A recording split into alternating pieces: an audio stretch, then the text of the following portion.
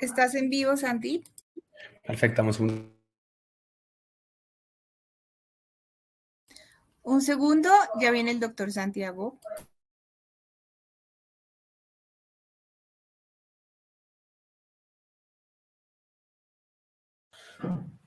Bueno, buenas noches, buenas tardes a todos para donde nos estén viendo. Soy Santiago de Isandiar, médico veterinario dedicado a la endocrinología canina y felina.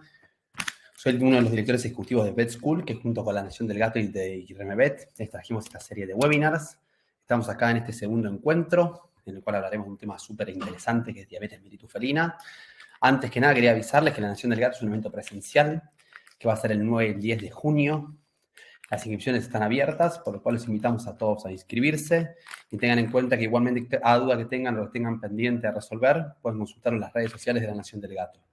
Así que sin más preámbulos voy a compartir mi pantalla y comenzaremos con la disertación. Al final habrá tiempo para dudas y preguntas porque seguramente va a ser una charla con bastantes inquietudes, ¿sí? Como es la diabetes felina.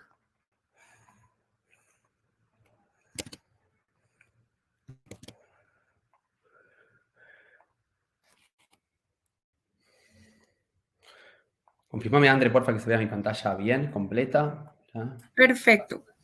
Perfecto. Bueno, bien, como les comentaba, comenzaremos con esta disertación, que el título de la charla es un título bastante llamativo, ¿no? Porque uno dice, ¿cómo no fracasar en la terapia de un felino con diabetes, ¿no? Y es algo que hasta yo hoy en día me sigo preguntando. Uno dirá, Santiago de Isandiar viene a darnos esta charla y nos va a explicar todo para que nuestros pacientes felinos con diabetes logren la remisión diabética o logren estabilizar sus signos clínicos. De manera que todo es un desafío y que hay varias cosas que están al alcance de nuestro manejo y varias otras que no. Y eso es algo fundamental a entenderlo en esta charla, ¿sí? Por eso dice, ¿cómo no fracasar la terapia de un paciente diabético? Pues tengan en cuenta que dependemos del tutor, de nosotros y del paciente. Y como siempre a todos los invito a seguirme en Instagram, es un Instagram puramente educativo para sigamos, que la ciencia siga creciendo y sobre todo, bueno, de mi parte la endocrinología. Pero bueno, vamos a comenzar. Vamos a hacer con una breve introducción de por dónde comenzamos, ¿no? Yo les digo esto, ¿no? Porque todos están esperando esta charla y ¿qué insulina utilizo? Utilizo insulina de Vergina, utilizo insulina de Temir, ¿qué dosis le doy? ¿Qué hago si le da alta? Y yo les digo, ojalá fuera tan simple el tratamiento de un paciente diabético. Viviríamos todos los endocrinólogos más felices, los tutores más felices y los gatos más felices. Y la realidad, que no voy a mentir, que es mucho más complicado que todo esto. Si no sería una receta de cocina. Dele esta insulina, dele esta dosis. Si le da alta, aumente tanto. Si le da baja, bájale tanto. Y no es tan así. Por eso vamos a comenzar con una serie de casos clínicos para que vean realidad. Yo soy un gran fanático de la medicina basada en evidencia, pero lógicamente la medicina basada en evidencia, como siempre lo digo, nace del caso clínico, nace de atender. Uno si quiere investigar, tiene que atender. O sea, como siempre, cuando alguien publica trabajos, yo recientemente publicamos uno, pero nace de la camilla y de estar atendiendo. Uno dice, bueno, pero son 115 gatos, 120 gatos. Bueno, pero esos 120 gatos nacieron de uno primero, ¿no? Entonces les presento a este paciente acá, como lo van a ver, el motivo de consulta era que tomaba mucho agua, que la tutora tenía que cambiar las piedras más seguidos, que le nota que pide para comer ahora, cuando antes no pedía para comer, y que caminaba raro, ¿no? Entonces el paciente tal cual vino, ¿sí? Tal cual, este es el consultorio donde estaba atendiendo.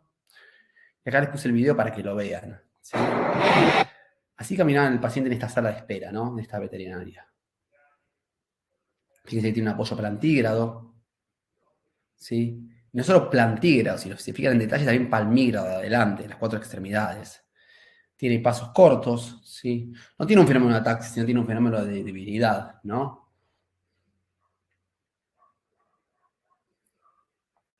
Y como observaron, se llama un paciente con obesidad. Segundo paciente, este era un mestizo, macho de 13 años. El motivo de consulta es que empezó a hacer más pis, que hace bastante tenía el pelo así, y que quiere comerse todo. Era un gato que había empezado a romper las bolsas de basura, ¿sí? Y así estaba tal cual cuando me lo presentaron a la consulta, ¿no? Esta era la foto de este paciente, observen el pelaje, observen el abdomen de este paciente cómo se encuentra en detalle, ¿sí? Tercer paciente, este era un mestizo, macho de 18 años, empezó a hacer más pis, también quería comerse todo, y a la mujer le llamó la atención que para tener 18 años esté mucho más despierto, esté gato más alerta, que me aullaba más seguido, que quería caminar, que a la noche se levantaba a caminar, que lo notaba de mejor humor, entre comillas, ¿no? Esto es lo que tenía este paciente, ¿no? Este era un felino con hipertiroidismo. Eso en la tiroides izquierda, en una gamografía, así con una hipercaptación marcada, ¿sí? De tecnesio, y una neoplasia tiroide izquierda bien marcada y una neoplasia tiroidea derecha muy chiquitita, ¿no? Un patrón bilateral asimétrico de hipertiroidismo, ¿no? Causando diabetes. El cuarto caso es un paciente, él era la mascota de la doctora Verónica Estrada, empezó a hacer más pis, también a querer comerse todo. Fíjense que la sinología es igual, ¿eh? Y este paciente sufría de hipersomatotropismo, ¿no? Exceso de hormona de crecimiento generado por neoplasias de la zona somatotropa de la hipófisis. Y el quinto caso y último caso de todos al respecto que les vamos a presentar, este caso de este mestizo macho de 11 años, que también fíjense que tiene el mismo motivo de consulta, empieza a hacer más pis, quiere comerse todo. En este caso está perdiendo mucho peso este felino, ¿sí? Y este paciente lo tiene un linfoma. También un paciente diabético. Entonces yo digo, ¿qué podemos observar en estos 5 casos que les acabo de mostrar? Que hay diferentes causas, ¿sí? De diabetes. O sea, todos estos pacientes eran pacientes diabéticos. Pero todas las causas generan diabetes en todos los pacientes. O sea, todos los gatos con hipertiroidismo tienen diabetes. Todos los gatos con hipercortisolismo, o que quieren llamar síndrome de Cushing, generan diabetes. Todos los gatos obesos son diabéticos. Todos los gatos con exceso de hormona de crecimiento son diabéticos. ¿Por qué hay gatos que no encontramos causas y encontramos una diabetes como puede ser ese felino con linfoma, ¿no? Por eso esto es lo que observamos en la realidad, que lógicamente la signología de un paciente diabético es muy similar en todos los pacientes, luego lo vamos a ver, pero tiene diferentes causas al respecto y eso es lo más importante de todo. Con respecto a la etiología, y acá quiero que presten muchísima atención, porque es una de las claves de esta charla. Yo creo que la diabetes mellitus felina, algo fundamental es entender por qué sucede. Es una historia totalmente diferente al perro, totalmente diferente a las personas. Por suerte, la Sociedad de Endocrinología Europea está haciendo un proyecto que se llama Proyecto Alive, en el cual es un proyecto que se está armando de que todos hablemos un mismo idioma. Porque si no hablamos de diabetes tipo 1, tipo 2, y extrapolamos de humana, hay gente que habla de diabetes tipo 3, hay gente que habla de insulino deficiente, entonces es como que hay que nuclear todos los términos para poder entender la fisiopatología. Entonces yo les digo, ¿qué es ser diabético para un felino? Esta es una gran pregunta, bueno, dice, ¿y qué es ser diabético? ¿Qué significa que es ser diabético? La diabetes es esto, ¿no? Esta es una definición mía que me parece la más correcta, un déficit absoluto o relativo de insulina. Hablamos de absoluto cuando hay insulinodeficiencia y de relativo cuando hay insulinoresistencia, ¿sí? Causando alteraciones en el metabolismo de los nutrientes, principalmente con manifestaciones ligadas al metabolismo de los carbohidratos. ¿Por qué les digo esto? Por la insulina, como pueden ver en este cuadro es del libro del doctor Hans Koistria, ¿sí? La doctora Sara Gara y el doctor Richberg de la Escuela Holanda. La insulina tiene millones de acciones en el cuerpo. No es solo la acción de activar el cotransporte de GLUT4, que es un cotransporte de glucosa. El tema es que las manifestaciones clínicas están ligadas al metabolismo de los carbohidratos. La clínica que muestra en un paciente diabético tiene casi que ver con el metabolismo de los carbohidratos. Pero si uno observa la glucosa, tiene funciones de síntesis de proteínas, la glucosa para la insulina, síntesis de proteínas, síntesis de lípido, síntesis de glucógeno. Es también un factor de crecimiento, es una hormona importantísima en el cuerpo. Uno dice insulina, glucosa, y la realidad es que por eso los pacientes diabéticos tienen tantas complicaciones, porque el déficit de insulina trae bastantes complicaciones porque tiene bastantes funciones. Por más que las manifestaciones clínicas que uno observa, los signos clínicos, estén ligadas al metabolismo de los carbohidratos. Esto es lo que se habla en medicina humana y ahora vamos a ver lo que se habla en medicina veterinaria, ¿no? La Sociedad Americana, ¿sí? De Diabetes, realmente cada 2 años, que ya debería estar, por la pandemia se retrasó, ¿sí? Hace la nueva clasificación de la diabetes y nos dice esto lo que todos ya sabíamos. En las personas existe la diabetes tipo 1 debido a autoinmunidad, ¿sí? Pancreatitis de tipo autoinmune, principalmente hipersensibilidades, ¿sí? De tipo 4. La diabetes tipo 2, que presten atención a la definición, pérdida de la funcionalidad de células beta en el marco de insulinoresistencia.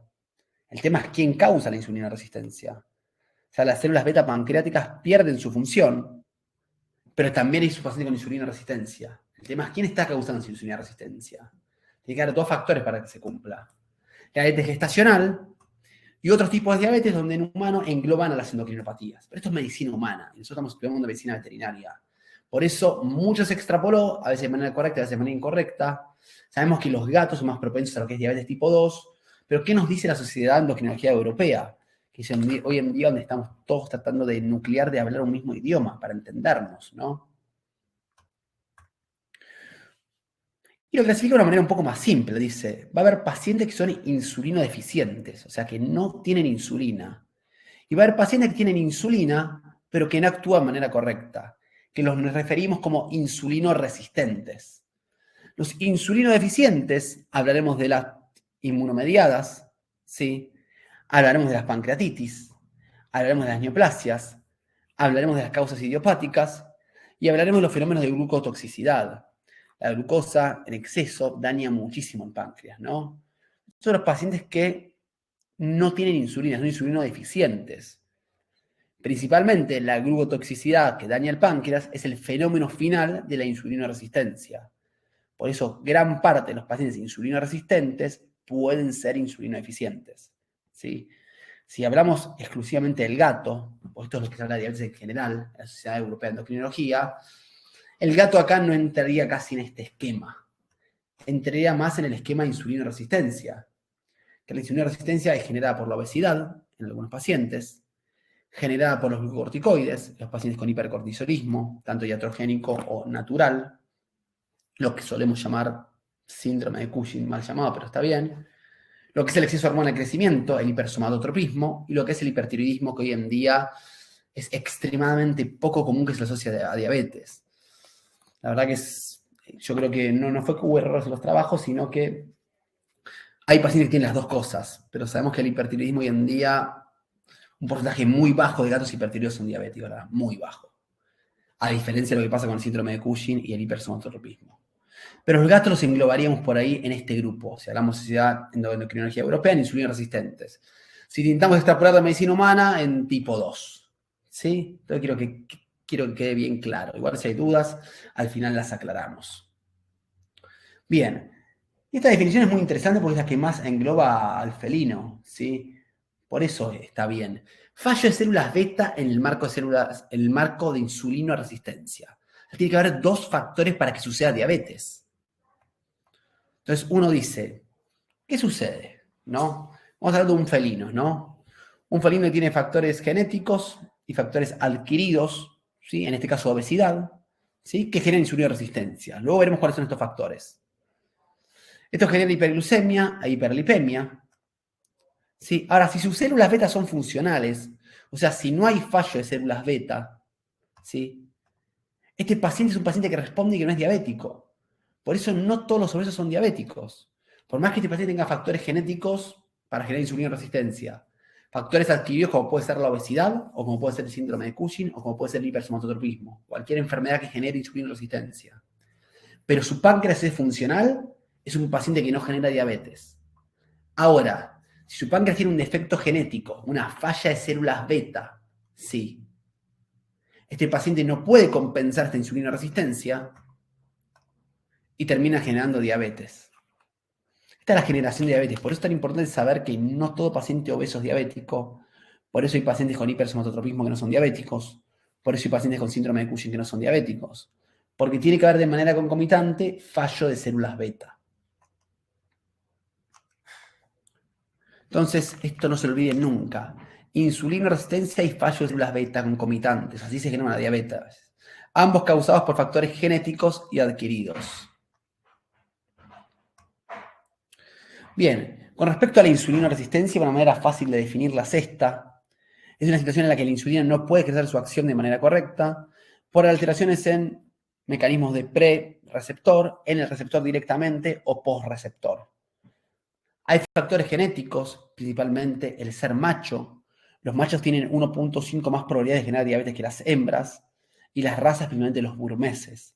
O sea, hay factores genéticos que dicen esta insulina actúa de una manera peor en el cuerpo. El ser macho es uno, ¿sí? Y distintas razas. Y entre los factores adquiridos de insulinoresistencia tenemos la obesidad. La obesidad, el tejido adiposo, es un gran secretor de varias sustancias, principalmente las citoquinas, ¿sí? El tumor necrosis factor, por ejemplo, ¿sí? O distintos mecanismos como la resistencia a la leptina, y terminan generando que a la insulina le cueste ejercer su acción, las endocrinopatías y cualquier otra enfermedad. Cualquier enfermedad que genere inflamación sistémica genera insulinoresistencia. Ya ahora van a ver luego los pacientes críticos, la hiperglucemia del paciente crítico, por ejemplo. Por eso ténganlo en cuenta, ¿sí? Entonces, insulinoresistencia, ¿sí? Fundamental. Ahora, decíamos que también tiene que haber fallo de células beta, ¿sí? Insulinoresistencia y fallo de células beta, dos cosas concomitantes. Y el fallo de células betas, hay factores genéticos también y factores adquiridos. Los factores genéticos se nos hablaron siempre de la mielina, ¿no? La mielina es un producto normal secretado por las células beta. O sea, las células beta, cada vez que secretan insulina, secretan amilina. Y tiene una estructura que se deposita como amiloide, ¿sí? Esto sucede en diabéticos y en no diabéticos. Esto ya se sabe hace un montón. Antes había varios estudios que decían que los depósitos de amiloide sucedían solo en diabéticos. Hoy sabemos que esto es una situación normal, fisiológica. Ahora, en el proceso de formación de la mielina, hay un defecto en la cascada de esta formación que hace que se formen oligómeros tóxicos y que la célula pancreática beta muera. Por eso es un factor genético en el proceso de formación de la mielina, que no lo tienen todos los gatos, lo tienen algunos gatos, ¿sí? Y cuando hablamos de factores adquiridos, hablamos de la glucotoxicidad. La glucosa daña muchísimo el páncreas. Fíjense este estudio, es un estudio muy lindo, la verdad, en el cual van a haber 3 páncreas a las cuales se les administró solución salina, solución de glucosa y solución de lípidos. Y fíjense que al páncreas que se le administró una solución de glucosa, ¿sí? Empieza a haber una necrosis de tipo coagulativa, bien marcada. Entonces, el fenómeno de glucotoxicidad es muy marcado, ¿sí? Termina dañando el páncreas. Un gato está hiperglucémico, ¿sí? Termina cada vez dañando el páncreas más. Por eso los fenómenos de insulinoresistencia terminan en insulinodeficiencia. Mientras más tiempo el gato esté hiperglucémico, más se va a dañar ese páncreas. Entonces, conclusión de esta parte, tienen que reunirse sí o sí 2 condiciones, ya las hablamos. Fallo de células beta e insulinoresistencias, ambas con factores genéticos y con factores adquiridos. Ahora, lo que yo les decía, el único factor adquirido es la obesidad, porque siempre que hablamos de diabetes tipo 2, si uno la quiere catalogar así, para no decir insulinoresistente o como quieran llamarle, todo el mundo habla de la obesidad. Y yo les digo, se van a encontrar, como les mostré los casos reales, pacientes con hipercortisolismo diabéticos, pacientes con hipersomatotropismo diabéticos, pacientes que tienen enfermedades que nos cuesta diagnosticarlas, como ese paciente con linfoma, que yo dije, este gato no es obeso, no tiene síndrome de Cushing, no tiene hipersomatotropismo, ¿y por qué es diabético? Para ser diabético tiene que haber una causa. Porque perfecto, tiene fallo de células beta, pero ¿qué está generando la insulinoresistencia? Y al poco tiempo ese paciente tenía un linfoma, ¿sí? Un linfoma en el timo, ¿sí? O no sé si era un timoma, cualquiera de las dos por un gato adulto. Y es donde juegan en juego también las endocrinopatías, que es lo que ya hablamos. Y como les dije, si no es una endocrinopatía, ¿qué busco? Bien, eso con respecto a la etiología, y quiero que quede bien claro para no confundirnos. Con respecto a los signos clínicos. Esta es una definición que me encanta, diabetes, ¿no? Porque es la realidad del cuerpo. O sea, starvation of cells in the midst of plenty. Es un cuerpo que está muerto de hambre, pero en medio de la plenitud. ¿Qué significa esto en detalle? Que es un paciente que tiene hiperglucemia, pero su cuerpo está actuando como si tuviera hipoglucemia. Entonces, todas las reacciones metabólicas que este cuerpo genera es como si estuviera en hipoglucemia. Lo vamos a ver detallado igual, ¿no? Vamos a ver un paciente diabético, tanto insulino deficiente o insulino resistente. Entonces, el cuerpo dice, yo la verdad que estoy lleno de glucosa en mis vasos sanguíneos, pero mis células sienten que necesito glucosa. Entonces, ¿qué hago? Intento lo posible para formar glucosa. Y es cuando se alteran las vías metabólicas, con secreción de glucagón, de hormona de crecimiento, de cortisol y de catecolaminas, las llamadas hormonas contrarreguladoras. Que van a actuar en hígado, en músculo y en tejido graso. En hígado van a hacer glucogenólisis, en músculo proteólisis. Los aminoácidos irán al hígado para hacer gluconeogénesis. Y el tejido graso va a hacer lipólisis. El glicerol irá al hígado para hacer gluconeogénesis. Y los ácidos grasos se harán beta-oxidación. ¿Pero esto con qué finalidad? De formar glucosa, de generar hiperglucemia. Por eso es como que el cuerpo está engañado. Uno dice, un paciente diabético está hiperglucémico, pero su metabolismo es como si estuviera hipoglucémico. Entonces su cuerpo dispara todas las reacciones metabólicas para aumentar la glucosa. Esto hay que entenderlo para entender la signología. Les digo entonces, los 3 órganos blancos. En el hígado hay glucogenólisis y gluconeogénesis. En el músculo hay proteólisis. ¿Sí? En el tejido grasoso hay lipólisis y empieza a haber pérdida de peso, pérdida de grasa y pérdida de músculo. Estos gatos bajan mucho su score muscular y su score corporal. ¿Sí? Empieza a haber hiperglucemia. Si la hiperglucemia supera el umbral renal, recuerden que gran parte de la glucosa se absorbe en el túbulo proximal. ¿Sí? La glucosa supera el umbral renal de un gato, que hablamos generalmente de 280, 300 miligramos por decilitro, se empieza a gestar en orina. Como es una sustancia con mucha tonicidad, atrae agua. Y si atrae agua, este paciente empieza a generar poliuria. Y si genera poliuria, genera polidipsia. Y por la falta de inhibición del centro de alimentación, porque no se estimula el centro de saciedad, empieza a haber polifagia. Entonces, ¿cuál es la sinología de un gato diabético? Poliuria, polidipsia, polifagia con pérdida de peso. Es una tríada que no falta en ningún gato diabético. Y la poliuria y polidipsia es marcada.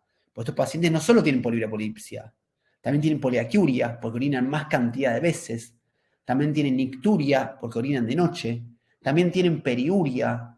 También muchas veces les van a relatar los tutores que cambian las piernas más seguidos, que la orina está más pegajosa, y eso es muy marcado. La orina en un gato diabético bien marcada cuesta limpiarla, y los tutores son datos que les van a orientar muchísimo. Pero así se genera la sinología de un paciente diabético. Ahora, uno diría, perfecto, tengo un paciente que viene con esta sinología clínica. Ahora, ¿cómo considero que es diabético este paciente? ¿Sí?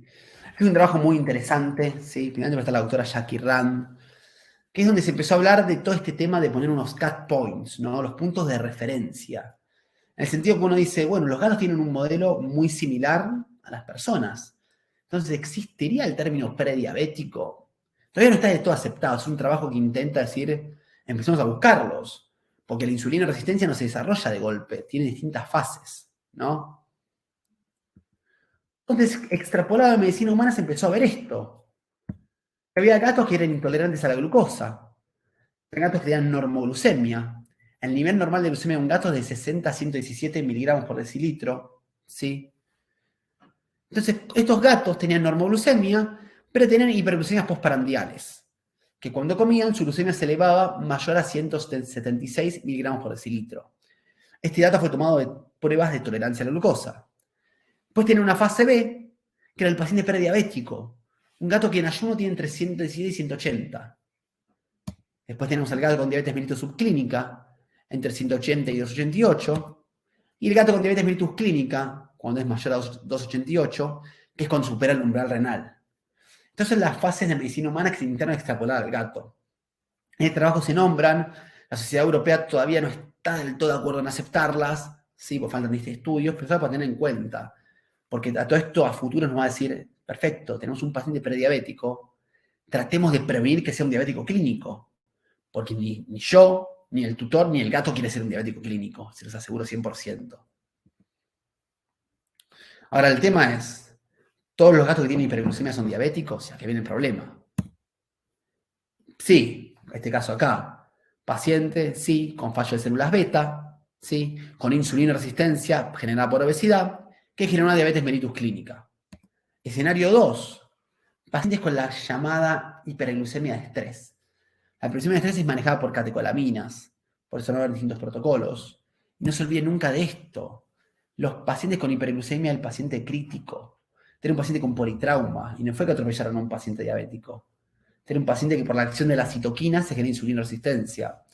A todos los que les gusta o trabajan en unidad de cuidados intensivos, se van a encontrar millones de estos pacientes. Cada dato es paradójico, porque frente a la sepsis o a la respuesta inflamatoria sistémica puede generar hipo o hiperglucemia. Es muy dependiente. Pero cuidado con estos pacientes también. O sea, no todo gato con hiperglucemia es diabético. Ahora, ¿cuáles son las consideraciones actuales? Tengo una glucemia medida en la clínica. Está dentro de estos rangos. ¿Qué dice la evidencia? Si es una hiperglucemia de estrés medida por catecolaminas, y a las 4 horas podría volver a medirla y debería estar baja. ¿Qué pasa si la mido y sigo alta? Y le tomo una medición en ayuno o hago un test de tolerancia a la glucosa. Los test de tolerancia a la glucosa yo los he realizado bastante en su momento.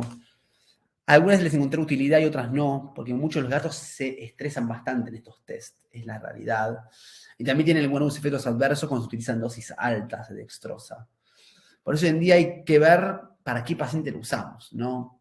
Sería para un paciente obeso, para ver en qué estadio está. Hay que verlo con cuidado, porque a diferencia de las personas se realiza vía endovenosa.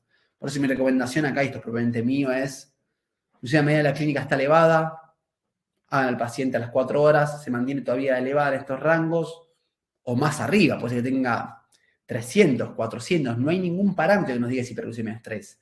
Hay gatos que por estrés generan 400 miligramos por decilitro.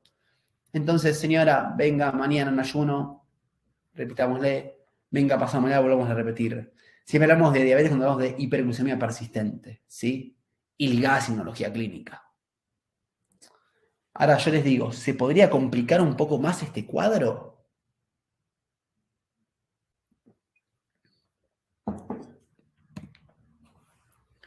Sí, la complicación aguda más común es la cetoacidosis diabética, ¿sí? No les voy a hablar de esto porque si no estarás eterno, nada más les voy a nombrar. Tengan en cuenta esto, ¿no? Para seguir una cetoacidosis diabética tiene que haber sí o sí factores de insulinoresistencia marcados, ¿sí? Siempre hay una enfermedad concomitante. Cuando un paciente diabético no come, preocúpense, en la realidad. No es lo mismo cetosis que cetoacidosis. Se van a encontrar muchos pacientes que tengan cuerpos tónicos en orina y no tienen acidosis metabólica. Por eso la única manera de diagnosticarla es cetoacidosis diabética. Tiene que haber cuerpos tónicos, tanto en sangre como en orina. Tiene que haber acidosis y la única manera es hacer una gasometría. Tengan en cuenta que los gatos no responden al equilibrio ácido-base con la respiración. Jamás van a ver un gato con taquipnea intentando compensar su acidosis metabólica, porque no tiene el mecanismo. Observen este paciente, por ejemplo, con un pH de 7 en acidosis y un dióxido de carbono de 39, ¿sí? Y un bicarbonato de 12. Y uno diría, este gato debería intentar compensar esto, hiperventilando y bajando más su dióxido de carbono. Tiene un nivel de 39, ¿sí? Y tiene que ser un animal diabético, porque puede haber cuerpos tónicos en orina por una anorexia prolongada, como pasa en muchos gatos. Complicación aguda más común. ¿Qué pacientes? Lamentablemente estos, como este caso de acá, y muchos de estos pacientes sí llevan a la sepsis y al síndrome de disfunción multiorgánica. Por eso la cetoacidosis diabética es una complicación aguda y grave que queremos evitar. Este paciente está vivo, ¿sí? Este paciente como comorbilidad de sus cetoacidosis diabéticas tuvo una colangiopatitis severa que llevó a una insuficiencia hepática, ¿sí? Y ya en este caso está con encefalopatía hepática severa. Si uno observa las pupilas, observa la postura del paciente, ¿sí? Se va a dar cuenta en el estado que se encuentra. Ya casi una rigidez por descerebración marcada. El coma hiperosmolar, y aquí hay algo interesantísimo, ¿no? Porque tanto el gato y el perro es una urgencia muy poco común. ¿Por qué? Por la capacidad de excreción de glucosa que tienen por el riñón. Fíjense que dentro de los estándares para poder catalogar un coma hiperosmolar, tiene que haber una hiperglucemia marcada, tiene que haber ausencia de cuerpos cetónicos para no confundirse con una cetoacidosis diabética, porque los pacientes con cetoacidosis diabética generan edema cerebral y se puede llegar a confundir. Y tiene que haber falla renal, injuria renal, como quieran llamarlo, o mejor dicho, yo de insuficiencia renal, ¿sí? Que este riñón, mejor dicho, que haya una tasa de filtración glomerular tan disminuida que la glucosa no se excrete. Por eso es tan poco común el coma hiperosmolar. Ustedes van a ver gatos o perros con glucemias de 500 miligramos por decilitro como si nada. Y uno dice, pero una persona estaría hablando cualquier cosa, estaría en coma. ¿Por qué en un perro y un gato no suceden estas cosas? No es una urgencia muy común esta, es la realidad, ¿sí? Hablando de complicaciones crónicas, la famosa neuropatía diabética, les voy a mostrar unos videos hermosos de esto.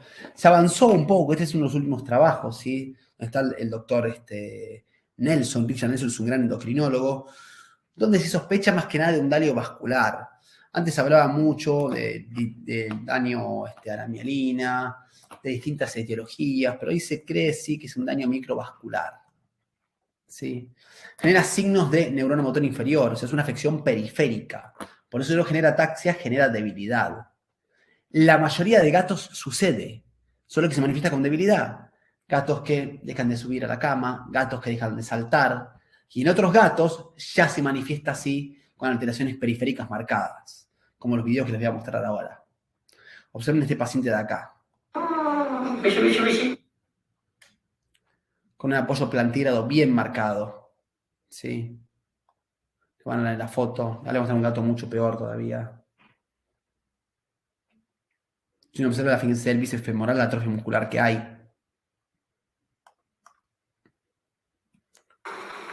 Este paciente fue uno de los más graves que vi.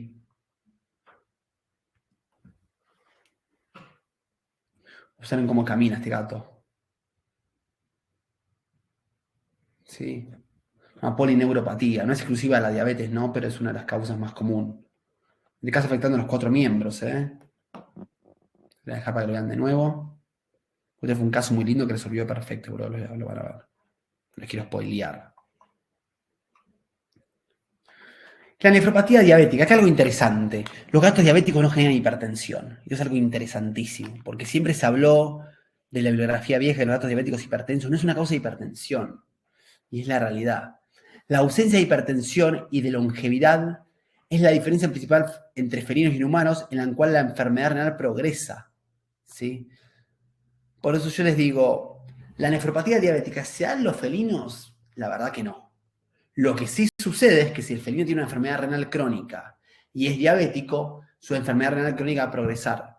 Pero difícilmente la diabetes termine generando per se, por sí sola, una nefropatía. Primero porque no genera hipertensión el paciente diabético y segundo por la longevidad. Un gato vivirá 20, 22 años como mucho y una persona 80, 90. Por eso siempre digo, si tienen un gato, el segundo punto, felino hipertenso, yo les puedo asegurar que de todos mis gatos felinos, más allá de lo que lo dice la evidencia, ninguno es hipertenso. Y cuando tengo un felino diabético hipertenso, lo primero que voy a buscar es síndrome de Cushing. Y se los garantizo eso, ¿eh? Van a ver acá si me toma por protocolo, paciente de cúbito lateral, tranquilo, manguito correcto, tomando el 30-40% de circunferencia, ¿sí? El ancho. ¿Sí? Paciente más tranquilo que se pueda, protocolo de 7 mediciones al respecto, fíjense en este caso, ¿no? 109 es histórica, paciente totalmente normotenso. Por eso, ¿cuál es la enfermedad más común generadora de hipertensión? Enfermedad renal crónica. En segundo lugar, el hiperaldosteronismo, ¿sí? Felino, ¿sí? Y en tercer lugar tenemos también cuidado con el síndrome de Cushing y el hipertiroidismo. Pero de todas esas, ¿cuál es la que genera diabetes? El síndrome de Cushing. O cuidado que su gato también sea un enfermo renal crónico. Bien, y ya enfocándonos en el tratamiento, ¿no? Sabemos un poquito de una leve introducción en casos reales. Hablamos un poco de lo que los signos clínicos al respecto. De la etiología, o sea, por qué sucede una diabetes. De las complicaciones y ahora vamos directo a hablar de terapia. La parte más importante, no la más importante, sino una de las... Tampoco sé si es que hay más novedades, sino de contarles un poco la realidad. Hay 7 ejes fundamentales que vamos a ver. Uno es saber nuestro objetivo terapéutico. Bueno, dice, ¿cuál es nuestro objetivo? ¿Qué queremos lograr con ese paciente? 2, con lo que respecta al factor del tutor, es un factor fundamental no se puede fallar. El tema nutricional, yo no me dedico a nutrición, lo hablaremos de manera leve, ¿sí? El tema del ejercicio, los factores generadores o complicadores, la insulinoterapia y el monitoreo del paciente, ¿sí? Estos son los 7 ejes fundamentales para poder tratar a un paciente diabético y, entre comillas, no fracasar. Tengan en cuenta esto, estos son los objetivos de un paciente diabético. Controlar la sinología clínica, controlar las complicaciones y prevenir la hipoglucemia. Y uno dice, pero ¿el gato va a tener 60 miligramos por decilitro? No, pues no está dentro de mis objetivos. Ahora, ¿puedo tener como objetivo la remisión diabética? Depende del paciente que esté tratando, depende del tutor que esté tratando. ¿Sí? Por eso lo pongo en una letra un poquito más chica. Siempre uno de mis objetivos es sí, quiero que este gato remita su diabetes, hablaremos de remisión. Pero pongo un poquitito más chico, porque el paciente diabético engloba todo un entorno, no es una receta. Engloba un tutor que tiene su vida, que tiene sus habilidades para aplicar o no insulina, ¿sí? Tenemos un gato también, que ese paciente por ahí se comporta de una manera o se comporta de otra, tiene una vida indoor, una vida outdoor, ¿sí? Puede o no tener distintas patologías concomitantes, por eso todo es aplicado de manera personalizada, ¿sí? pero tengan en cuenta los objetivos de la cabeza claros. ¿Qué es lo que yo quiero lograr? Con respecto al tutor, lo número uno que les quiero recalcar es que hay que hacer una educación diabetológica. Les va a venir una persona con una carga emocional altísima, totalmente frustrada porque dice, mi animal es diabético, no entiendo nada, mi vida se acabó, sí, mi gato que está rascando las piedritas, ¿sí? Por suerte no es diabético, ¿sí? Se me acabó la vida, me esclavicé, no me puedo ir de vacaciones, no sé ni lo que es una insulina, no sé ni cómo se aplica. Entonces viene un paciente con una carga emocional altísima, va a caer a ustedes una consulta y va a decir, esto es urgente, no sé qué hacer con mi vida, no sé qué hacer con nada. Por eso, punto importantísimo, hay que tener claro la situación y saber manejarla. Esto no se lo enseña en la facultad a nadie, ¿sí? Es algo que uno se aprende con la práctica. Yo siempre digo que la consulta es un arte, en todas las especialidades. En endocrinología yo siempre digo, son 15 minutos de revisación, son 15 minutos de hablar con el paciente y 10 minutos de tomarle fotos al paciente. Esa es la consulta mía endocrinológica, pero gran parte se nos pasa explicándole al tutor qué es lo que tiene su gato. Tiene que haber un entrenamiento previo. Yo he tenido pacientes que le dan insulina vía oral al gato. La gente no sabe lo que es una insulina, no sabe lo que es una lapicera de insulina, no sabe lo que es una aguja. ¿Sí? Hay que tener en cuenta dos cosas, que vamos a trabajar en equipo.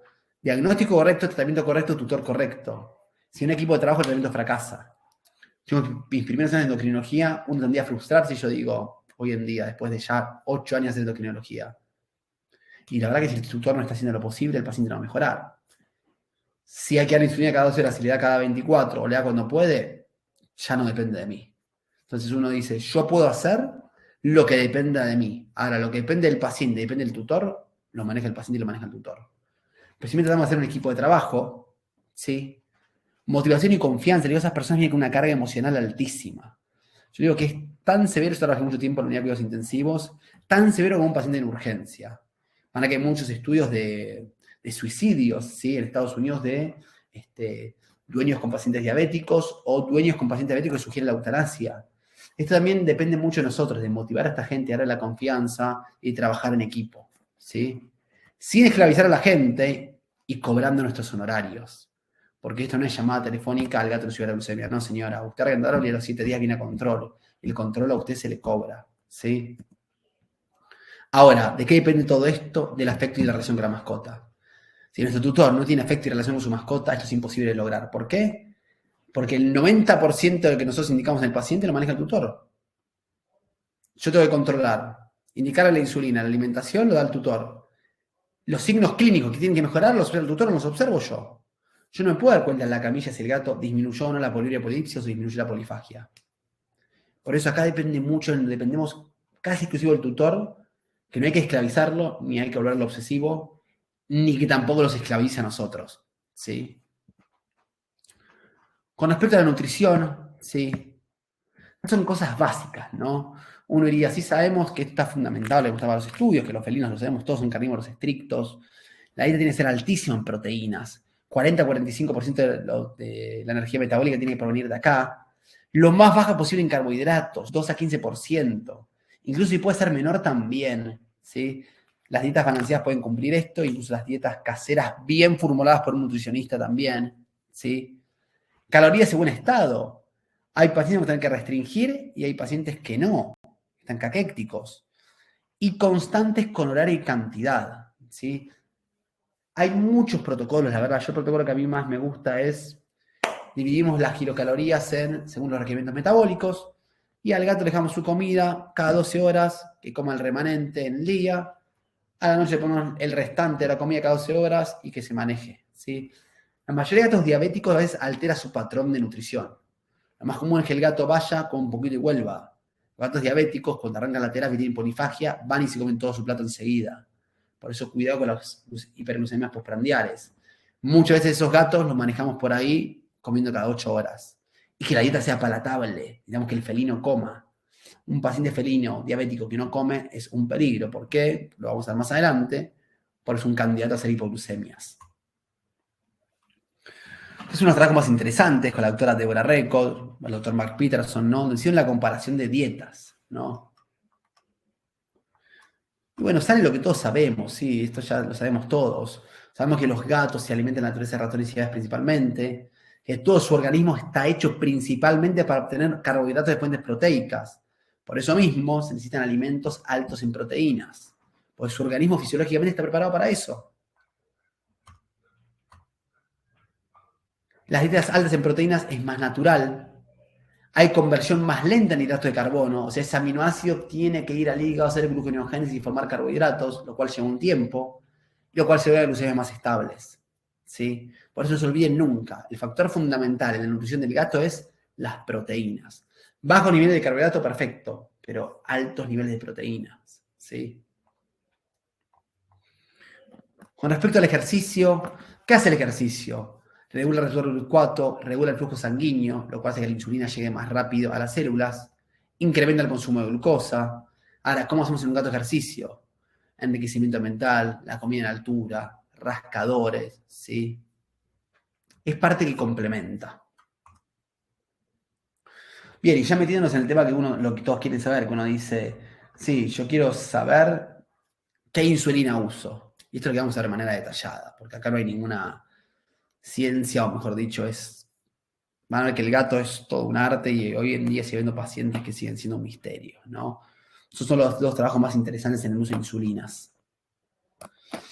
Yo les digo, este es un estudio que salió, ¿no? Este es un estudio de la doctora Jackie Rand también que nos dice, perfecto, en este estudio tratamos esta cantidad de gatos, de los 8 gatos tratados con glargina, ¿sí?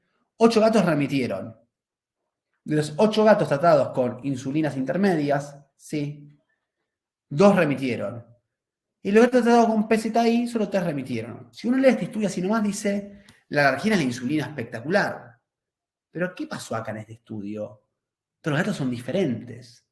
Muchos de los gatos con insulina acción intermedia estaban con cetosis.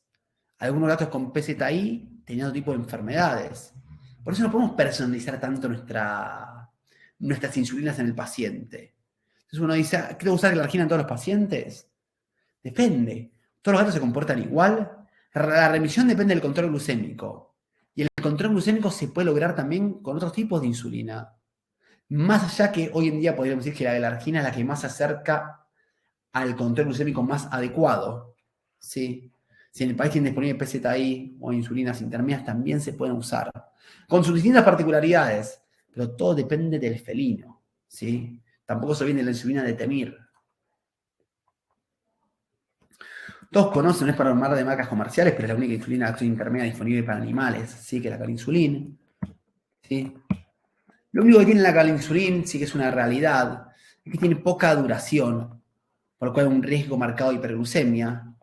Y tiene un nadir muy marcado, porque tiene una insulina de acción rápida. Entonces, si tenemos este gato que come un poquitito, vuelve con un poquitito, es un candidato a hipoglucemia. Distinto que tenemos este gato con este patrón de polifagia como si fuera un perro, que se come el plato enseguida.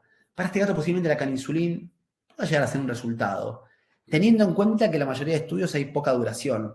Con respecto a las dosis, no hay dosis. Es la dosis que el paciente requiera. Teniendo en cuenta los factores de dosis. ¿Le están aplicando correctamente la insulina? ¿La insulina no está vencida? ¿La insulina está bien conservada? Y se necesita una dosis bastante alta, que no existe una dosis bastante alta. Uno dice, ¿cuánto es una dosis bastante alta? Y siempre se hablan de 1.5, 2 unidades kilo. Pero cuidado, hay gatos que requieren 2 unidades kilo, 3 unidades kilo, y no tienen ningún factor de insulina resistencia, ninguna endocrinopatía. Así que cuidado con eso también. Que ahora vamos a charlar un poco de eso. La insulina glargina, que podríamos decir que es la insulina más adecuada.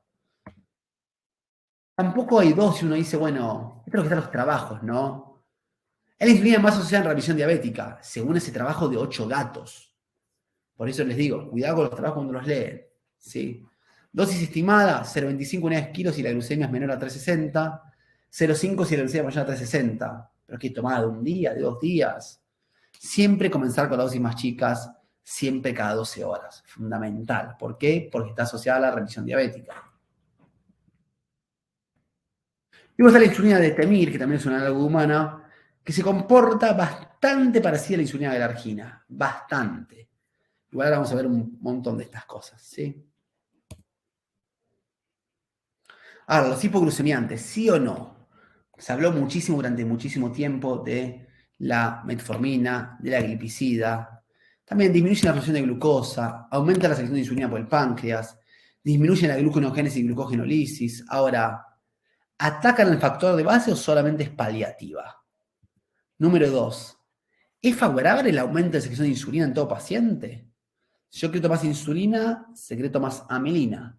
Si secreto más amilina, más células pancreáticas se mueren. ¿Aumenta o disminuye la posibilidad de remisión?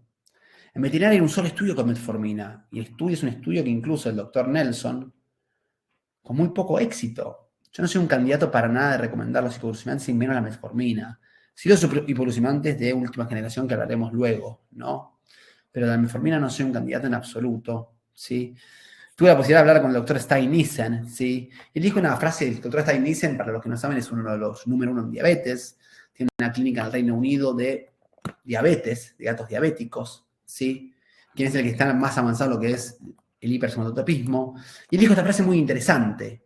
Darle hipoglucemiantes a un gato es como tomar Red Bull, ¿sí? O un energizante para mantenerse despierto. Te mantenés despierto 1, 2, 3, 4 días, al tercer día o al cuarto día te dormís. ¿Qué pasa con el páncreas? Forzamos a que el páncreas funcione. En el momento que el páncreas se agota. Por eso la realidad es que los hipoglucemiantes hay que, no les digo extinguirlos, ¿sí? Pero pasan a segundo lugar totalmente hoy en día. A excepción de algunos que hablaremos luego. Entonces, tratamiento únicos y conceptos de inter e intravariabilidad. Ustedes van a tener el mismo gato, con la misma cantidad de comida, con la misma insulina, con el mismo ejercicio, y todos los días van a dar glucemias diferentes, ¿sí? Por eso nunca está en el objetivo lograr, vaya que lo hablaremos, un rango de glucemias estable todos los días. Está el control de los signos clínicos, ¿sí? Y también hay intervariabilidad. Tenemos dos gatos iguales del mismo peso, con la misma patología, gemelos si quieren, y responden diferente. Incluso está el fenómeno de day and night variation, ¿sí? De la glucosa. Porque hay factores que no vamos a manejar. El vaciamiento gástrico de ese paciente no lo manejamos. La absorción subcutánea de la glucosa de ese gato, de la insulina de ese gato no lo manejamos. El metabolismo hepático de la insulina de ese gato no lo manejamos nosotros. Y eso cambia todos los días. Por eso es tan difícil manejar un paciente diabético, no es una receta. Con respecto al monitoreo, ¿sí? ¿Cómo me doy cuenta si estoy haciendo las cosas bien? Está bien, arranco a tratar el gato y ¿qué hago? Nosotros tenemos esto, que es lo que realizo yo, un monitoreo clínico a corto plazo, que es a los 7 días. Yo le digo a la gente, a los 7 días usted tratarlo, me va a venir a ver una consulta. ¿Qué quiero que haga usted? Usted no le mida la glucemia al gato. Yo lo único que quiero es que usted vea cómo toma agua, cómo hace pis y cuánta cantidad come, y vamos a poner un score. Hoy estamos en 10 de agua y en 10 de comida, y en 7 días me va a contar. ¿Por qué les digo esto? ¿Qué nos sirve medirle la glucemia a un gato que tiene poliuria si sabemos que va a estar por encima de 300 miligramos por decilitro? Si nuestro plan de acción vamos a arrancar con dosis chicas, vamos a disminuir los efectos adversos, principalmente el efecto Somoshi, las hipoglucemias. ¿Para qué me sirve medirle? Esa persona que viene con una carga emocional, yo tengo que explicar todo de cómo usa la insulina y además le sumo unas mediciones, no me la voy a volver loca. Termina fracasando la terapia, esa gente al mes no vuelve más, ¿sí? Bioquímico a corto plazo. Una vez que logramos estabilizar los signos clínicos, comenzamos a medirles. Cuando estabilizamos los signos clínicos, si no, no tiene utilidad medirle al gato antes.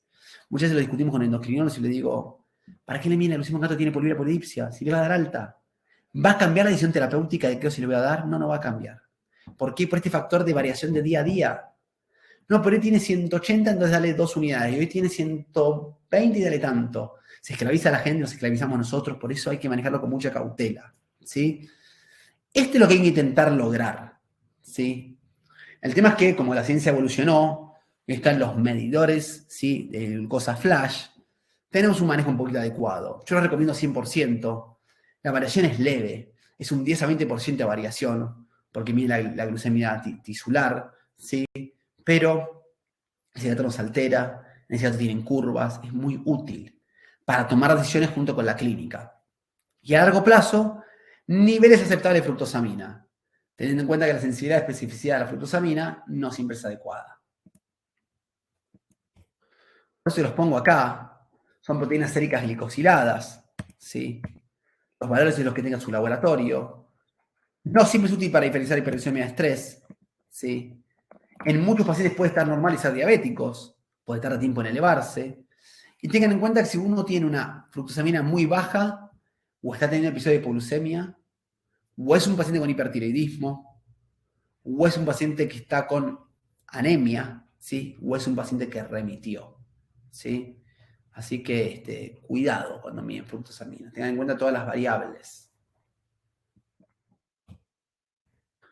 Entonces, plan de acción, siempre comiencen con las dosis más chicas. Esto viene del concepto de glucotoxicidad.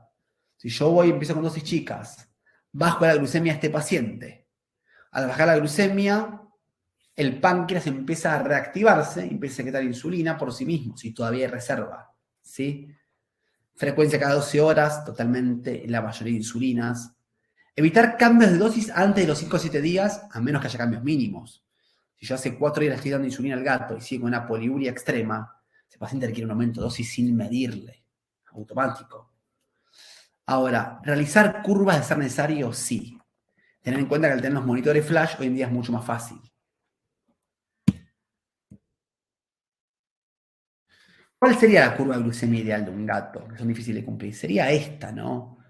Concentración más alta, 216 miligramos por decilitro. Concentración más baja, entre 65 y 117. Sería la curva ideal. ¿Sí? Ahora, esto nos facilitó un poco la vida de los gatos diabéticos, ¿no? Yo los utilizo bastante en el gato que estabiliza los signos clínicos. Si no, no lo utilizo.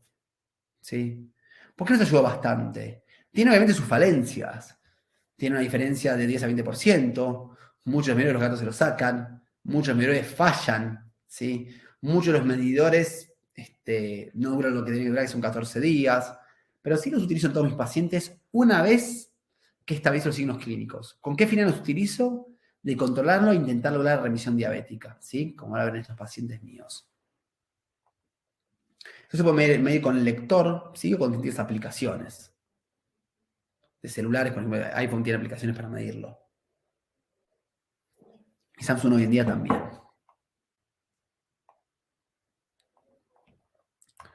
Bien, ahora yo digo, ¿para qué sirve la curva de glucemia?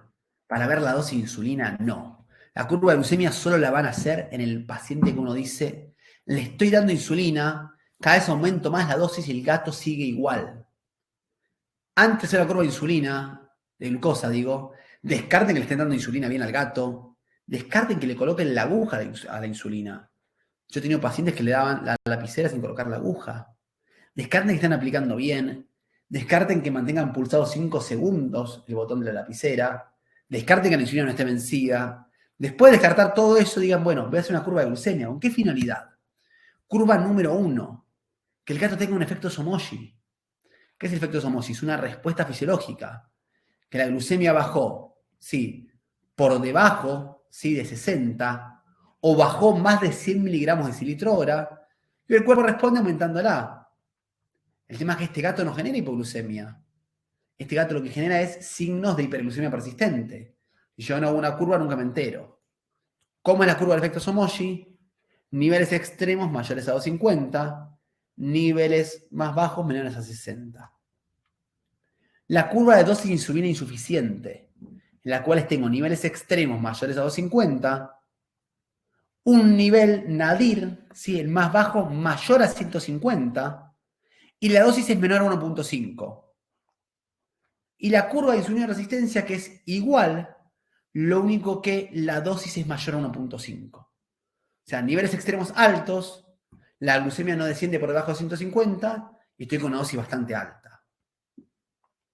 Y este escenario que en el gato no sucede mucho, pero se va a mostrar, que es la poca duración de la insulina. Niveles extremos altos, pero logro bajarla por debajo de 150. Entonces, ¿para qué hago una curva de glucosa? Para ver cuál es mi medición terapéutica. ¿Necesita un exceso de insulina? ¿Necesita más dosis? ¿Es un paciente con síndrome de Cushing? ¿O esta insulina no está durando lo que tiene que durar? Vamos a ver igual con 2 casos clínicos. Siempre lo más parecido a la rutina diaria del paciente. Misma comida, misma dosis, mismo ambiente. Esto está en el libro de Feldman, en la última edición. La curva de glucemia en la clínica, obsérvenla, y la curva de glucemia en la casa. Si el paciente lo están tratando en la casa, la curva de glucemia tiene que hacerse en la casa. Más allá que a veces algunas escuelas europeas recomiendan hacer la curva de glucemia en el consultorio. También depende del gato. Hay gatos que en el consultorio la pasan bárbaro Y la curva glucémica se parece a la de la casa. Por eso es tan personalizada la terapia. Bien, 2 casos clínicos breves, ¿no? Esta gatita acá era Fiona, ¿sí? Fiona estaba con insulina galargina, 0.5 unidades kilo, o sea, estaba con 2 unidades. Y dije, esta gata está con una dosis que no responde. Arrancamos con 0.25, arrancamos con 0.5, persiste la signología clínica. Bueno, hagamos una curva de glucemia, a ver qué está pasando. ¿Qué es lo que observamos en la curva de glucemia? Cosas simples. Niveles extremos mayores a 250. Nadir por encima de 150. Dosis menor a 1.5. Dosaje insuficiente. Ya está el diagnóstico. Este gato requiere una dosis más alta. No hay que pensar mucho. ¿Sí? Y fíjense que en este caso fue tomada cada 2 horas. Si puede ser cada 1 hora, con los dispositivos flash es mucho mejor. Pero uno toma la decisión terapéutica fácil. Veo el nivel extremo y veo el nivel más bajo. Y veo la dosis. ¿Sí? Segundo caso, de paciente, 0,5 unidades kilo, ¿sí? En este caso equivalía a 4 unidades de insulina, no 2. Dijimos lo mismo.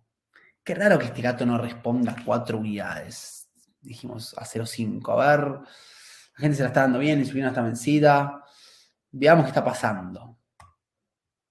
Miren la curva de glucemia de este paciente. Este paciente tiene un efecto Somogyi marcadísimo. Si no hacemos la curva de glucemia, seguimos aumentándole la dosis. Fíjese cómo va, 600, 350, 70, 80, 60 y se dispara de nuevo. Este gato requiere una disminución de la dosis de insulina. Y uno diría, pero teóricamente necesitaría más. No, su cuerpo está compensando la hipoglucemia, por eso todavía no desarrolla hipoglucemia. Pero sí, le siguen aumentando, la va a desarrollar. Entonces, ¿la curva de glucemia para qué sirve? Para ver por qué mi paciente no responde.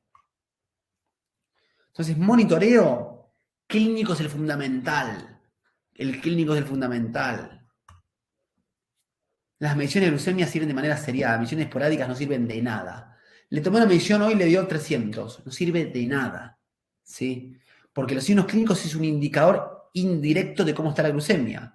Yo tengo un gato que está tomando agua normal, haciendo pis normal, comiendo normal. Vino a la clínica y le dio 500. Le voy a cambiar la dosis porque la clínica le dio 500 cuando durante todo este tiempo estuvo tomando agua normal, haciendo pis normal y comiendo normal. No. Bien, y para así terminando, ya casi estamos llegando a los 60 minutos, ¿sí? Vamos a hablar de lo que es remisión diabética, ¿sí? ¿Qué es la remisión diabética? Situación en que los signos clínicos desaparecen, la glucemia se normaliza y el paciente es independiente de insulina y hipoglucemiantes. ¿Se curan de la diabetes? No, porque su fallo de células beta persiste. Pero situación en que los signos clínicos desaparecen, ¿sí? La glucemia se normaliza y el paciente no depende de insulina. ¿Cómo logramos esto? Mejor dicho, ¿cómo nos damos cuenta? Tiene que haber un intervalo de normoglucemia de un mes. Es un gato que tiene glucemias normales durante un mes. Ahí podemos decir, este paciente remitió. Es lo que se llama diabetes transitoria. Ustedes ven la edición de Couto de 1998, ¿sí? Del capítulo de Nelson. Hablan de diabetes transitoria, que dicen, los gatos tienen diabetes que son hiperglucémicos, glucemias normales, vuelven a ser hiperglucémicos. ¿Por qué? Porque el gato no se cura. El gato que remitió puede volver otra vez a generar diabetes clínica. Así que atentos. No significa curación. Tiene el defecto en el páncreas y estos pacientes, si hay un factor de insulina resistencia, vuelven a generar diabetes clínica. Ocurre generalmente durante los primeros 4 meses, a veces al año. Estas son estadísticas igual. ¿Cuál es la probabilidad que un gato remita? Y sí, que la dieta sea baja en carbohidratos, de proteína, lo que ya vimos. Iniciar temprano la insulina, por eso estoy tan en contra de los hipoglucemiantes. Perdemos tiempo. ¿Cuál insulina? Todas logran un control glucémico. Hoy en día por ahí la galargina es la más adecuada, pero estamos con todas logran un control glucémico. Si yo quiero lograr la remisión, necesito un estricto control. ¿Sí? Hoy en día con los monitores flash se puede hacer. Cuidado con las enfermedades concomitantes. Síndrome de Cushing, hipersomatotropismo. La edad del gato. Esto tiene que ver, pues el gato, mientras más adulto es y más tiempo estuvo diabético, más va a costar que remita. Iniciar a los 6 meses el diagnóstico de insulinoterapia. Otra cosa para estar en contra de los hipoglucemiantes. Y encontrar casos clínicos. Este es un caso súper interesante, porque eran 2 gatos de la misma familia que no eran parientes y los 2 eran diabéticos. Pero los 2 eran obesos, los dueños también eran obesos, ¿sí? Pero era llamativo, porque eran 2 gatos con falla de células beta que tenían obesidad, la obesidad generó insulina resistencia, que era un diabetes. Lo llamativo es que estos gatos remitieron. Pero ¿qué era interesante? Fíjense que la hembra remitió, pero no bajó de peso. El macho remitió y bajó de peso. ¿Qué nos quiere decir esto? Que uno de los factores que más depende de la remisión es del control glucémico, que se puede lograr contra las insulinas. ¿Por qué depende del control glucémico? Porque la glucemia genera glucotoxicidad. ¿Se entiende? Los dos pacientes eran obesos. Entonces uno dice, este paciente no bajó de peso y remitió. ¿Por qué? Porque hice bien un manejo del control glucémico. ¿Ahora tengo que lograr que baje de peso? Sí, para que no vuelva a generar diabetes clínica. Este es el gatito que les mostré, con neuropatía diabética. Fíjense cómo estaba y cómo está ahora. Otro gato que remitió. Gato que no se podía ni mover. Hoy en día está jugando, saltando. Por eso siempre digo, estos tutores eran súper responsables, la verdad. El gato cooperaba y su organismo cooperaba. ¿Sí? Y otro caso más, el caso de otro gatito de 6 años. ¿Sí? Acá tenemos los monitores flash para que lo vean. Antes de remitir, fíjese los niveles. 300, 350, 300, 350, 350, 350. Cuando remitió. Todos niveles normales. Intervalo de normalización de un mes, paciente que remitió. ¿Puede volver a ser un diabético clínico? Sí, así que cuidado. Bien. Y a futuro, ¿no? ¿Qué hay a futuro en la diabetes? Algo muy interesante, ¿sí? El Bexaglifosine, ¿sí? Es un medicamento que se usó mucho en la diabetes mellitus humana, ¿sí? Es un bloqueante de los canales de absorción de glucosa, ¿sí? Es un estudio del 2022, fíjense.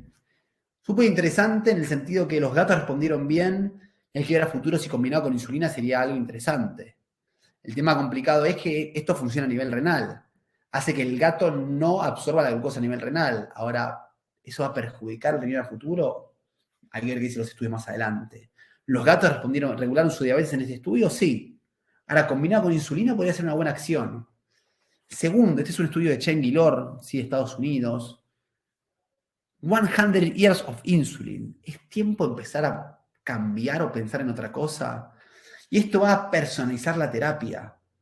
¿Sí? Es decir, yo tengo que lograr lo más fisiológico posible al organismo.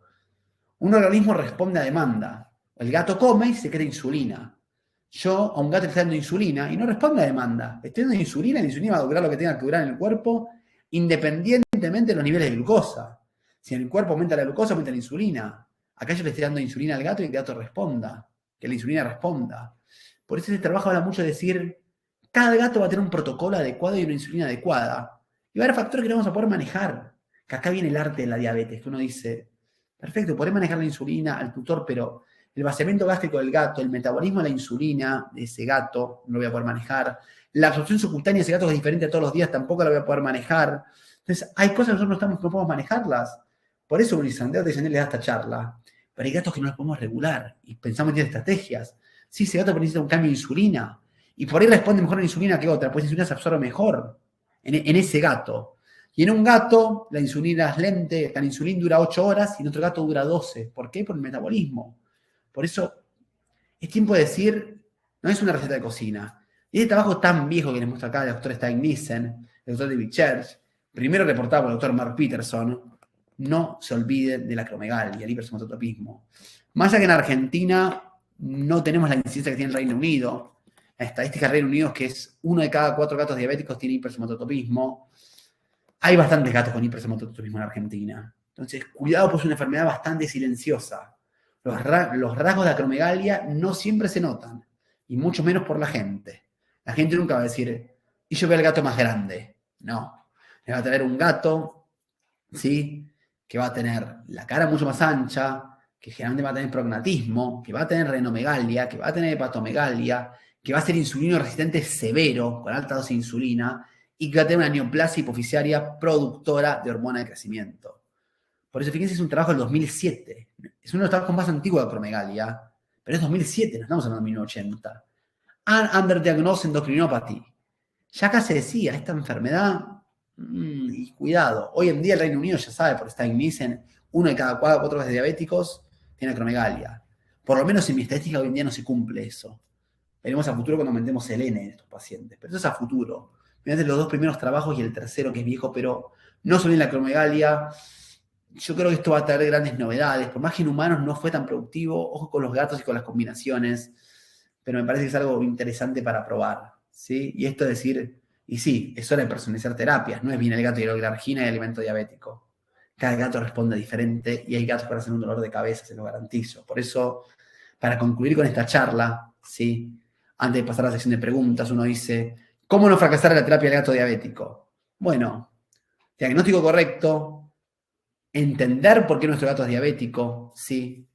Tratamiento correcto, tutor correcto, equipo de trabajo. Haciendo todo eso, también podemos fracasar. ¿Por qué? Porque hay factores que no manejamos. Ahora, cuando hay factores que no manejamos, hay que cambiar la estrategia terapéutica. Ver el tema de nuevas terapias, ver el tema de cambio de insulina. Por ahí pacientes se manejan mucho mejor con restricciones marcadas de carbohidratos, o sea, con dietas caseras. Por ahí hay pacientes que se manejan comiendo cada 8 horas. Por eso, todo el manejo del diabético es un arte, es la realidad. Así que así concluye esta charla, pasándome 8 minutos, ¿sí? Hablando de 68 minutos de diabetes, que es un tema que podemos hablar horas en felinos. Pero bueno, estoy atento a todas las preguntas que haya del auditorio en cuestión, ¿sí? Perfecto, doctor. Que voy a dejar de Dale, compartir Andre, así se puede ver mucho mejor. Ahí está. dale. Perfecto. Pregunta el doctor Néstor, ¿qué pruebas haces de glicemia? Con respecto a las pruebas de glicemia, o sea, nosotros usamos los glucómetros, ¿sí? Después salen los glucómetros exclusivos para felinos. Después salen los glucómetros de humanos, que el más adecuado sería el Alpha-Track. La diferencia es muy pobre, o sea, 10 a 20% de variación no es nada. O sea, un gato que tenga 200 o 180 no se va a cambiar mucho el diagnóstico, lo que yo siempre digo. O se puede mandar la glicemia al laboratorio, teniendo en cuenta que los tubos tengan no me sale ahora, el fluorato de sodio para conservar la glucosa, ¿sí? Pero el diagnóstico es simple, hiperglucemia y glucosuria está el diagnóstico de un paciente diabético, junto con signos clínicos, ¿no? Gracias, doctor. Recordándole a los asistentes que al final vamos a rifar 2 becas para el evento.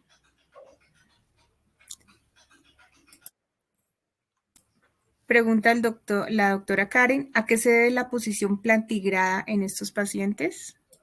Yo diría con la neuropatía periférica, principalmente estos nervios se afectan, se pierden en la inervación, al perderse en la inervación se genera una atrofia muscular y se genera lógicamente una disminución del movimiento. Entonces estos pacientes se apoyan plantigrado por una neuropatía periférica y una afección periférica, ¿no? Una sinología de motoneurona inferior, si hablamos en términos más neurológicos. Gracias, doctor. Preguntan, ¿qué equipo de marca usas para medir glicemia? Yo generalmente tengo el BQ-PET, sí, pero la realidad es decir que es exclusivo para medir glucosa de felinos y caninos, pero la realidad es que es tan poca la variación que hay a veces. O sea, en humanos se me reconoce el Alpha-Track, 10 a 20% no es significativo para cambiar la terapia. O sea, si a un gato con una repetitora 200, 180 no va a cambiar.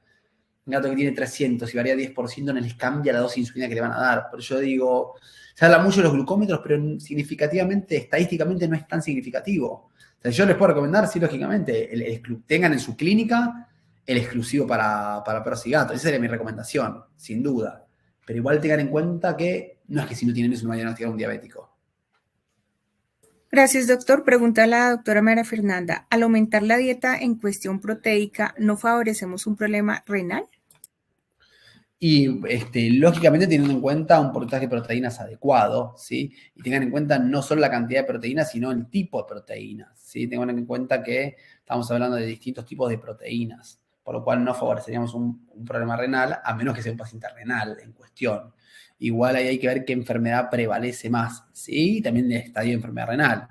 Unitis 2, unitis 3, unitis 4 es totalmente diferente, ¿sí? Gracias, doctor. Pregunta la doctora Carolina, ¿todo paciente diabético debe tener glucosuria? ¿Puede generar EPI?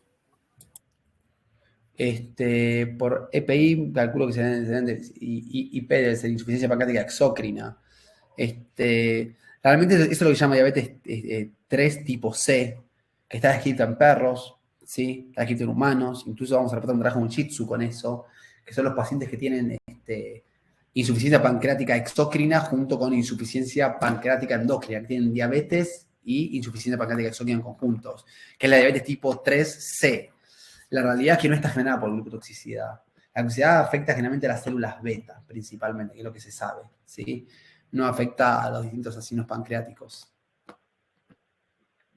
Gracias, doctor.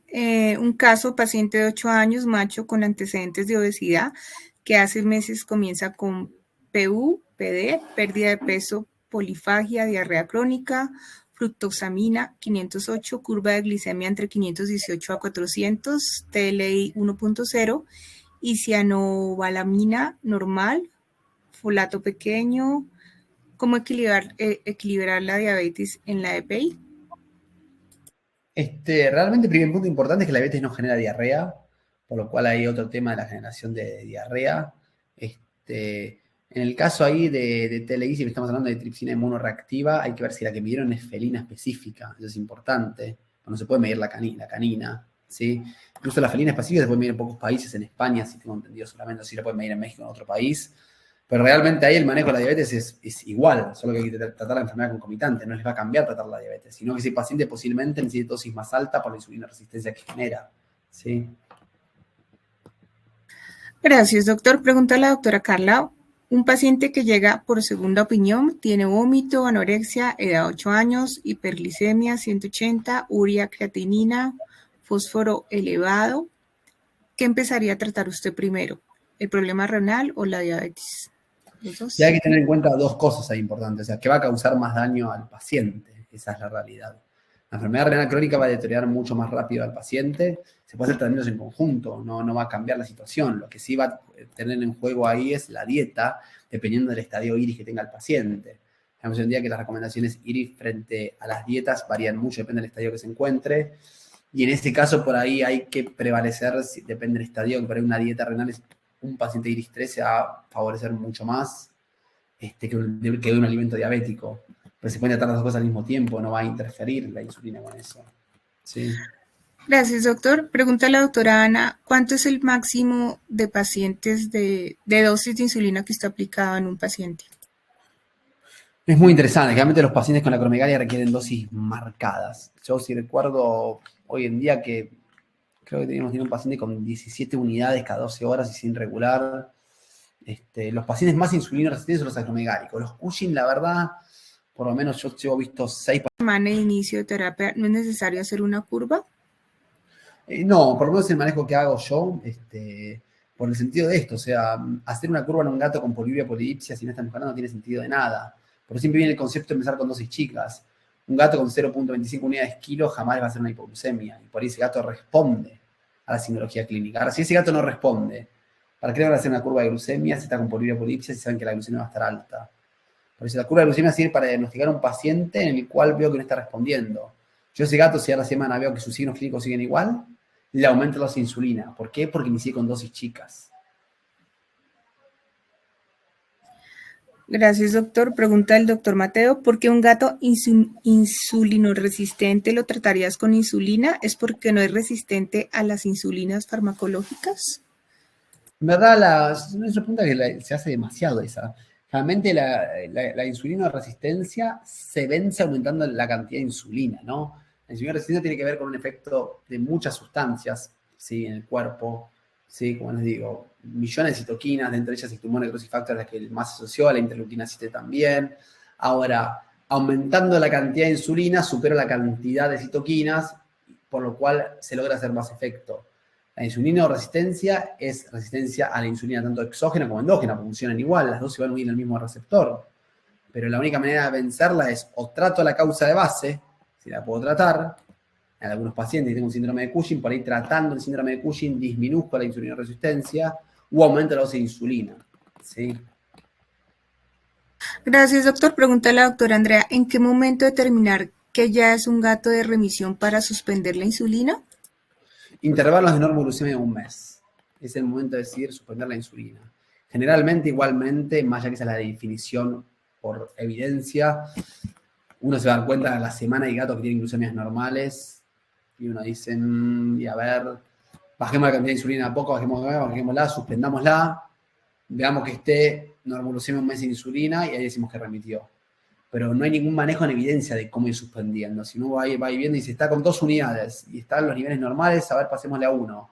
Pasemos la 1 cada 24, pasemos la 1 cada 48, cortemos insulina, veamos que está un mes con hemoglucemias, gato que remitió.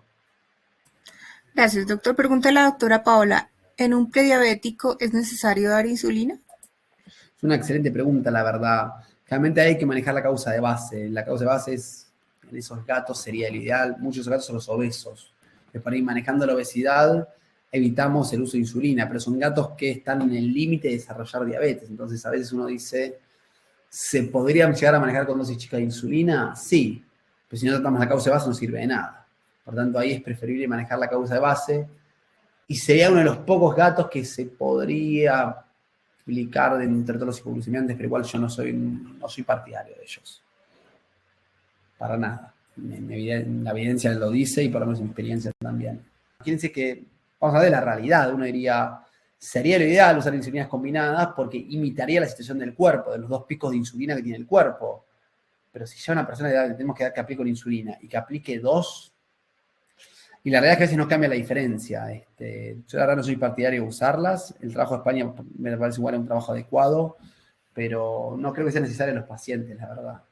A menos pacientes que tengan hiperglucemias postprandiales muy marcadas, y en ese caso sí diría, o ese paciente lo manejo por ahí con una nutrición cada 8 horas, poner una restricción de carbohidratos más marcada, o podría ser una combinación de insulinas.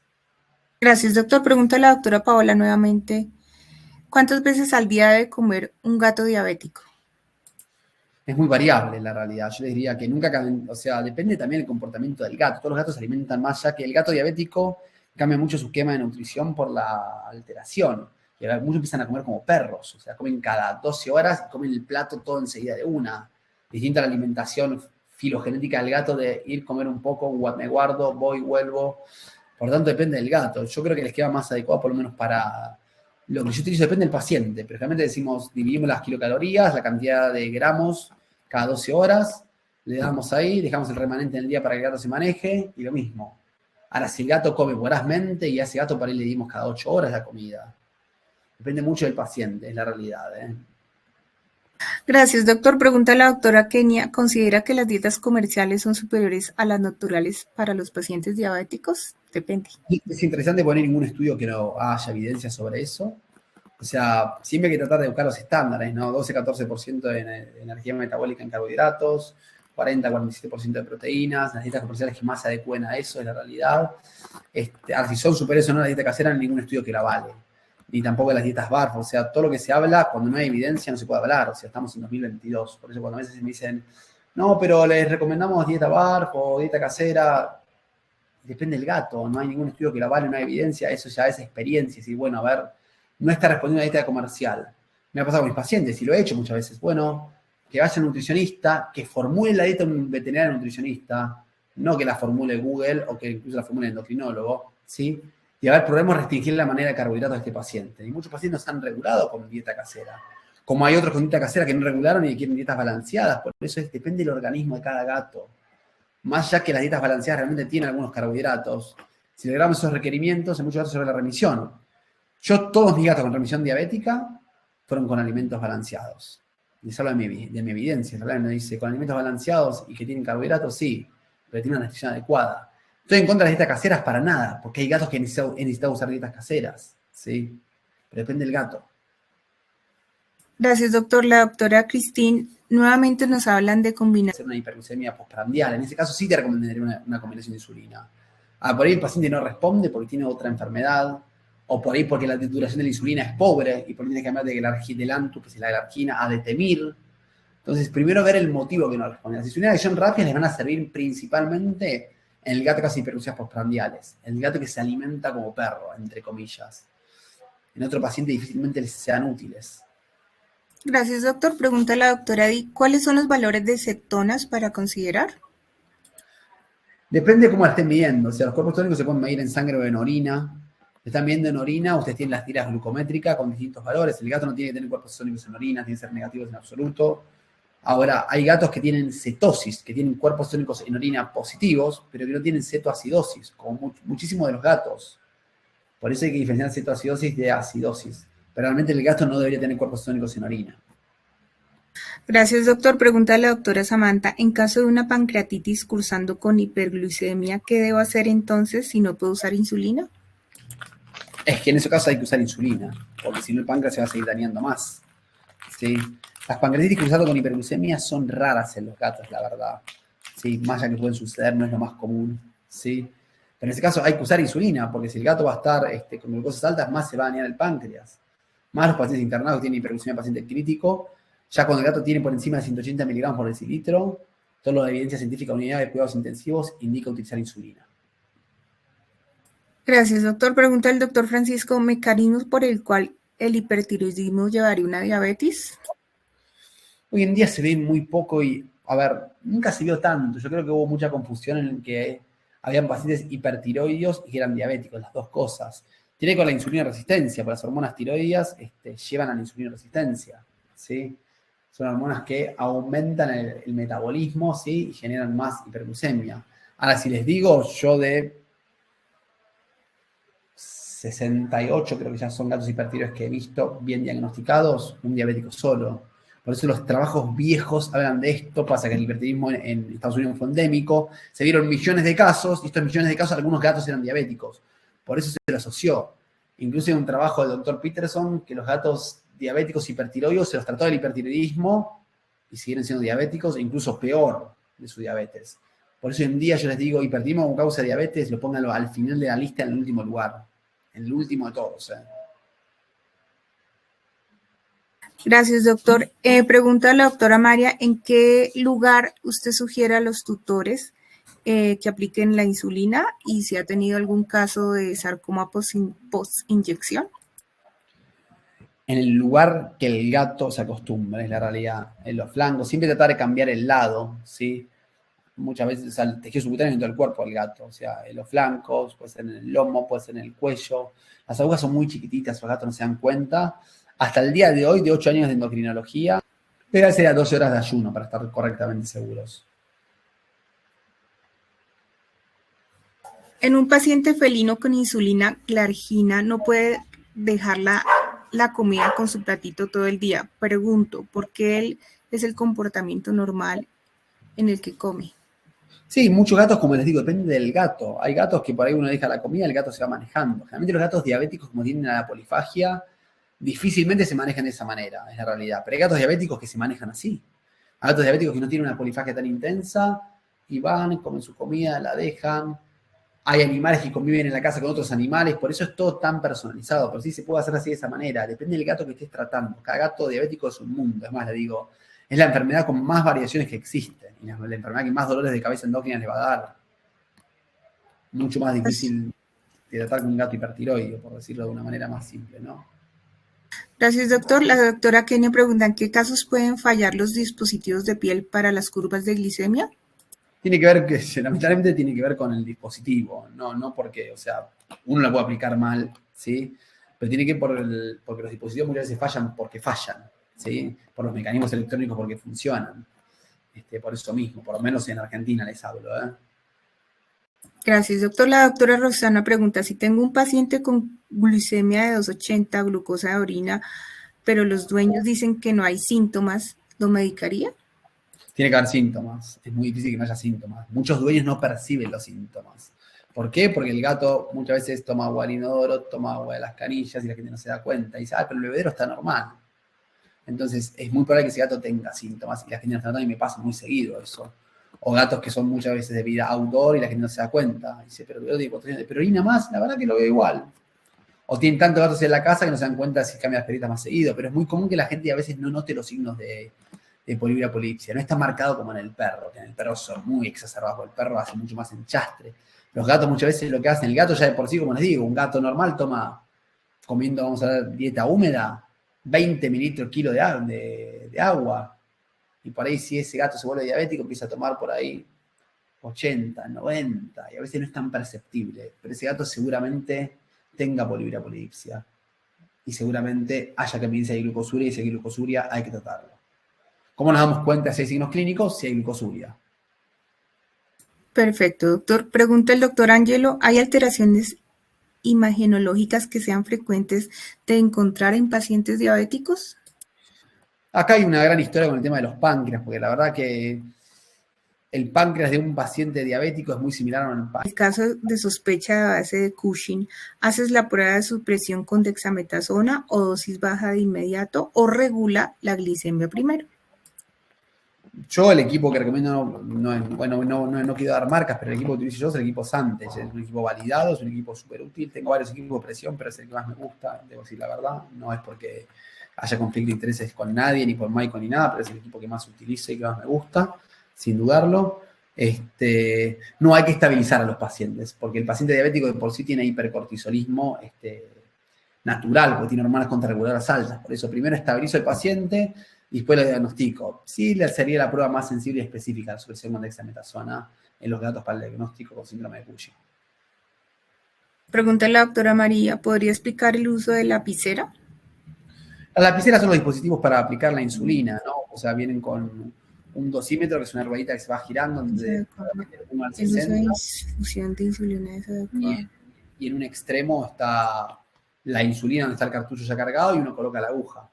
Se coloca la aguja, se mueve el dosímetro hasta el número que uno quiera, aprieta el botón, lo mantiene 5 segundos y ya está. Es súper simple de usar para un propietario. Súper simple. Usar una jeringa hoy en día es algo prehistórico. O sea, no volvamos a los 1980. En la jeringa o lo que aplica uno, primero de todo, a un gato que pesa, imagínense, 4 kilos, que le tienen que dar 0.05 mililitros. ¿Cuánto queda la jeringa? ¿Cuánto queda la aguja? Es inaplicable. Hacer esas cosas hoy en día es llevar la medicina veterinaria a los años 80. 70. Perfecto, doctor. Gracias. El doctor Fernando pregunta nuevamente la diferencia de cetosis versus cetoacidosis. Y una cursa con acidosis metabólica y la otra no. Es una diferencia amplia. Porque la acidosis metabólica es una complicación metabólica severa que lleva a una disminución del pH, que esa disminución del pH va a llevar a una disminución del gasto cardíaco y posiblemente a un shock de tipo ya marcado que puede fallecer el paciente. Gracias, doctor. La doctora Patricia, ¿el uso de infusión de insulina es adecuada en el tratamiento? Para un paciente con cetoacidosis diabética, sí. Para un paciente diabético, absolutamente que no. Perfecto. Creo que esta ya lo habíamos hecho. ¿Cuánto ayuno indica para medir la glicemia en el consultorio? 12 horas, Sandra, sí, exactamente. Cuando el paciente va a medir la glucemia,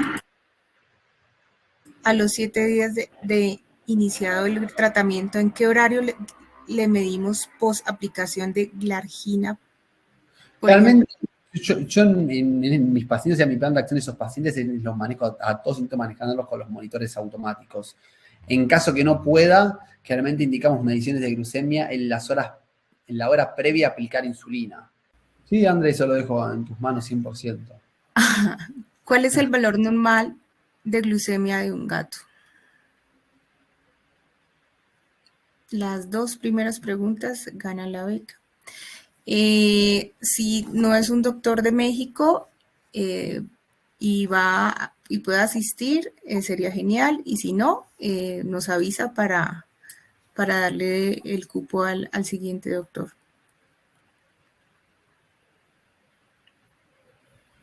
Pero estamos a la espera.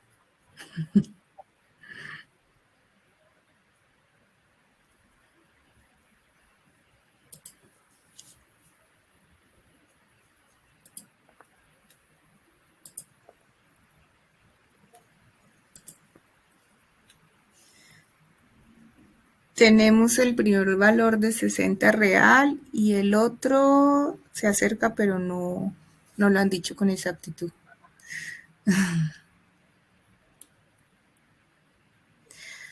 Ya el doctor Celio Vanessa, creo que es una doctora.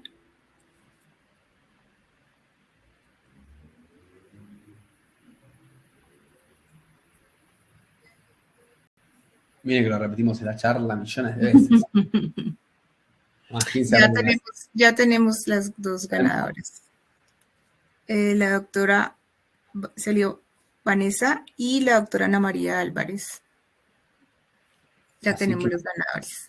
Así que bueno, buenísimo, Andrés. Entonces, desde mi parte, totalmente, como yo les decía, soy uno de los directores ejecutivos de Vet School, que junto con la Nación del Gato, de César Morales y Marcelo Morales y Remeberto organizamos esta serie de webinars No se pierdan los siguientes webinars que siguen con la doctora Rocío Ortega y el doctor Mario Jensen, 2 webinars espectaculares y totalmente recomendado que estén presentes en la Nación del Gato. O sea, 9-10 de junio, Ciudad de México, un evento imperdible, presencial, con unos ponentes de lujo, y todas las dudas que tengan al respecto, siempre, como les digo, referirse a las redes sociales de la Nación del Gato. De mi parte, agradecerles a todos por estar presentes a estas horas de la noche, escuchando Diabetes Felina, un tema interesante, un tema crucial, un tema que les da dolores de cabeza, pero bueno, espero que hayan aprendido.